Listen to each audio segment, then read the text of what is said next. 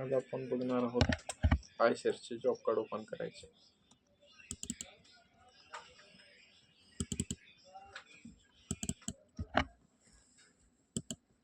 हे ॲपचं front interface आहे. त्याच्यानंतर व्हेकल सर्चमध्ये गेल्याच्या नंतर पहिलं व्हेकल नंबर टाकायचा, त्याच्यानंतर सर्च मग करायचं.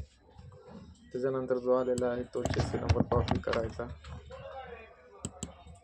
चेसी नंबर कॉपी केल्याच्या नंतर क्रिएट ऑर्डर म्हणून ऑप्शन आहे फ्रंट पेजला, तिथे एंटर करायचं.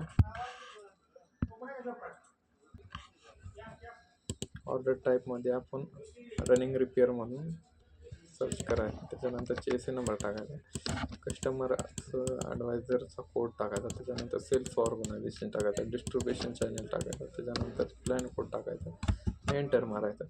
एंटर मारल्याच्या नंतर इथे ऑटोमॅटिकली व्हेकल नंबर येईल. त्याच्यानंतर क्रिएट करायचं.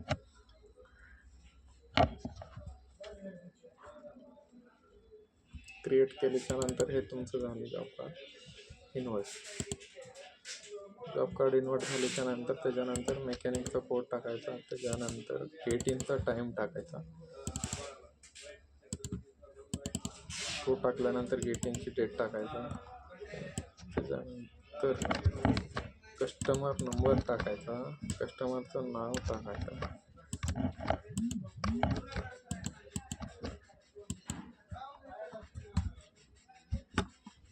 आणि एंटर मारायचं. त्याच्यानंतर आपण एक जॉब द्यायचा.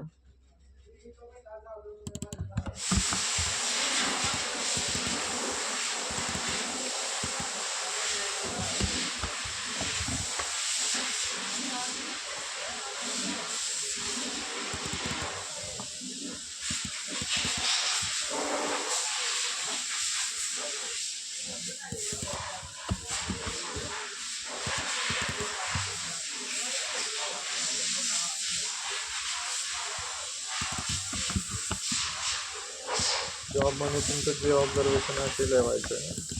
आणि पेडचे आहे त्याच्यामुळं आम्ही PF वगैरे फ्री सर्विस वगैरे देत आहे, ती सर्विस. त्याच्यानंतर हे आपला जॉब लागला. त्याच्यानंतर हिटरमध्ये जायचं आहे. आपण जॉब लावल्याच्यानंतर जॉब कार्ड रिलीज करायचं, जॉब कार्ड सेव्ह करायचं. त्याच्यानंतर ओडिओमीटर रिडिंग आपली एंटर करायची राहिली, त्याच्यामुळे ओडिओमीटरची रिडिंग टाकली आपण. त्याच्यानंतर एंटर मारून सेव्ह मारायचं. त्याच्यानंतर आता आपण रिलीज केलं, हे झालं job card release. Previous job कार्डचे पार्ट दाखवतात, पण हे आपल्याला आता बदलायचे नाही, त्याच्यामुळे त्याला डायरेक्ट कॅन्सल करायचं.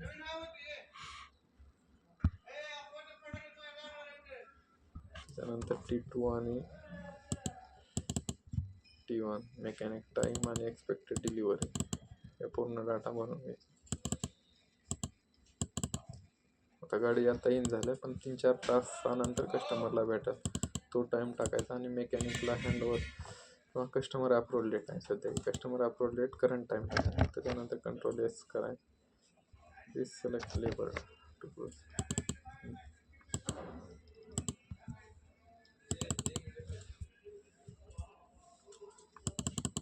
लेबर लावायचं नाही, तर आपण लेबर लावून सुरुवात.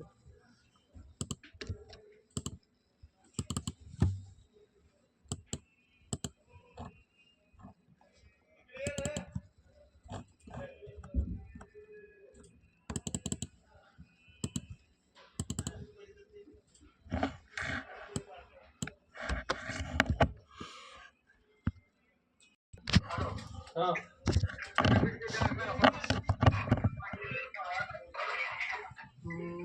9686 9686.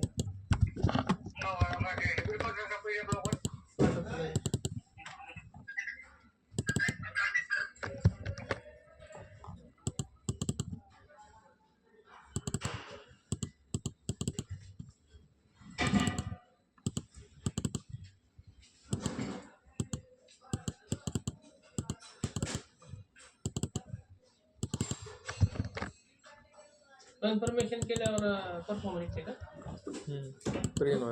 प्रो काय काय इव्हेंटला जाऊन प्रो इन्व्हेस्ट करायचं, तिथं परफॉर्म इन्व्हेस्ट करायचा. होय की मग गेलो परफॉर्मन्स केलं इथं आता निघते त्यानं काय ग्रेट परफॉर्म बिलिंग डॉक्युमेंट म्हणाले. कोणती आयडी आयडी चेंज करायला लागला हॅलो. तुम्हाला. कोणतं वाल होय वाल नंतर सांगतो म्हणजे तुम्ही सांगितलं नाही तर बघतो अजून एकदा काय बघून चेक करून सांगतो. हो सांगितलंय त्यानं OTP दिले. हे झालं आपलं पूर्ण जॉब त्याला पण उद्या आणि सकाळी त्याला पाठवून पूर्ण हे लावलं. त्याच्यानंतर टूरवाले जे पार्ट घेतले आहेत ते PGI करू शकतात आपल्या जॉब कार्डवर.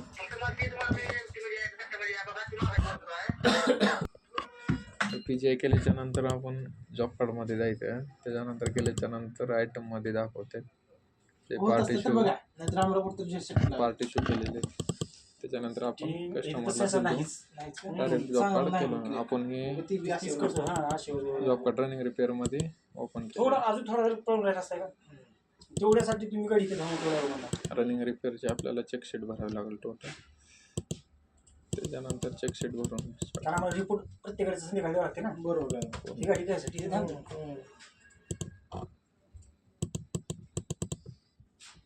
तुमचं नाव काय म्हणलं अर्धवरती आम्ही त्यांच्यापाशी म्हणून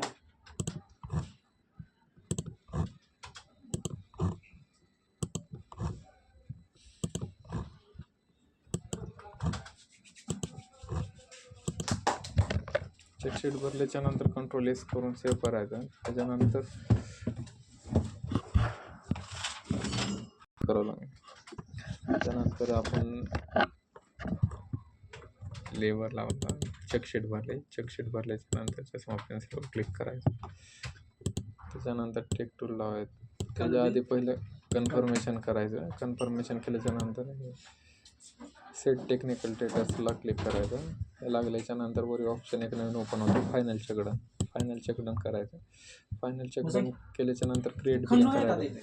क्रिएट बिलिंग केल्याच्या नंतर आपलं ते जे जॉब कार्ड आहे टॅटमध्ये ओपन क्लोज झाले का नाही ते दाखवतं. आता सध्या ओपन क्लोज झालेलं आहे त्याच्यामुळं एस दाखवायचं. कस्टमर नंबर काय कोणता पण नंबर टाकला तरी चालतो.